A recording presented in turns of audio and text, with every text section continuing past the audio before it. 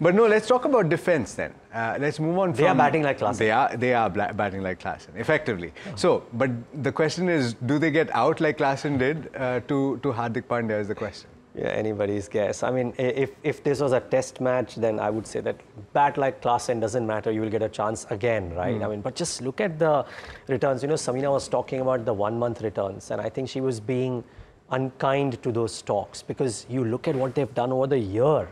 Yeah. Right? And that is the fascinating story. So Zentech in 1 year is up 139%. If that is not too impressive, HAL 189, GRSE 325, Cochin Shipyard 757% in the last 1 year. I mean, this is stuff that dreams are made of. What it has done is take their trailing 12 months PE, and sorry, I'm using the trailing 12 months PE, which is not the right metric because these are growth stocks and you should look at them 2 year forward, yeah. 1 year forward. But just for commonality, the trailing 12-month PE for a lot of these stocks is now very expensive, right? But I'm playing the devil's advocate and trying to say, why is it that some of these stocks are being bid up so much? So recently in an interview with us, Zen Technologies said that the next 5 years will dwarf what has happened in the previous 10 years. The previous 10 years include the last 3 years, which have been very good, right? Even if you discount the pre-COVID period, the last 3 years have been very good for defense. But Zen says the next 5 years will dwarf what has happened in the last 10 years. Jefferies came out with a note on defense. On HAL, they said that the sentiment remains upbeat on defense indigenization and focus on exports. HAL is in a sweet spot as the business has high technology entry barriers. So not all the stocks are doing rudimentary stuff. Some of them are doing stuff that maybe even global MNCs might not be able to do in the Indian context, right? Then look at the order flows. I mean, BEL, I've not used BEL in the valuation metric, but BEL received an order worth 3,200 crores recently. The cumulative orders for FY25 alone are 4,800 crores, and the order book is at 76,000 crores. I mean, that is stuff which is quite crazy. Cochin signed a pact with Wilson ASA for 1,100 crores. Garden Reach Shipbuilders, total order book now has reached 23,000 crores. And the book-to-bill ratios for some of these stocks, and that graphic will come up on your screen, are very, very impressive now. I mean, it ranges between 3 times to 6 times. So 3 times for Zen Technologies, but for some of the others, like GRSE, it's 6 times, Cochin Shipyard, it's 5 times.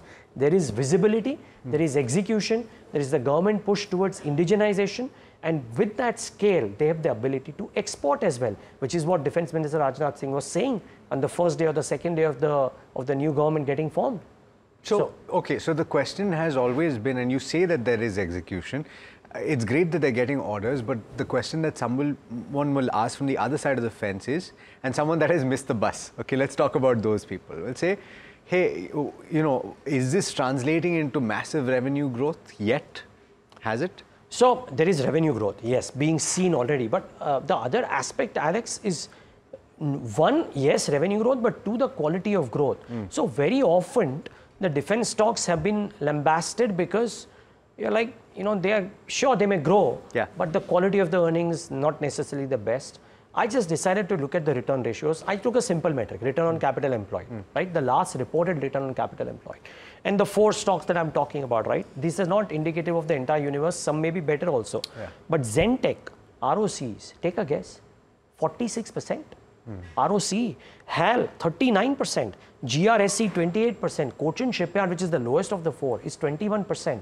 So, granted, you can't give these companies, the argument is you can't give these companies consumer valuations. Yes, I'm not saying that. But these are very impressive return ratios. There is visibility of growth. There is order book which is 3x, 4x, 5x. They are executing well. They are getting ring fenced by virtue of the fact that there is indigenization push. There are a lot of things going for them. So my limited point is, I'm not echoing that people should go out and buy them at these valuations. Who knows? But the people who are buying these stocks are buying them with very good reasons. Okay. Last question. What could I may not have the answer, but yeah. You may not have the answer, but it's an important question to ask nonetheless. What could be the fly in the ointment? Yeah, I mean, currently the fly in the ointment is the valuation. It's, you know, always the reasons follow a crash. Right. When the stocks come down, as they will at some point of time, when the stocks come down, people will put out all these reasons that yes, the quality of earnings was good, but what were you bidding for? FY27 earnings? Why should you do that when there are other sectors like chemical, pharma available? That is what will happen. Sure. But this is the same argument, Alex and Harsh, that came in about 1 month ago. And since 1 month, some of the stocks have gone up 30%. So you are crying if you missed out on those stocks, or if you were invested and you got out of them. And some investors have come and confessed that they got out of these stocks and the stocks have gained 50% post that as well. So, you know, it's a brave man to get out of defense stocks currently, really. Very true. Or a brave woman. Yeah, very true. All right. So, but let us know what you think. If you've been holding on to some of these stocks, something like a Cochin Shipyard, did you buy it about a year back? If you did, then you must tell us in the comment section.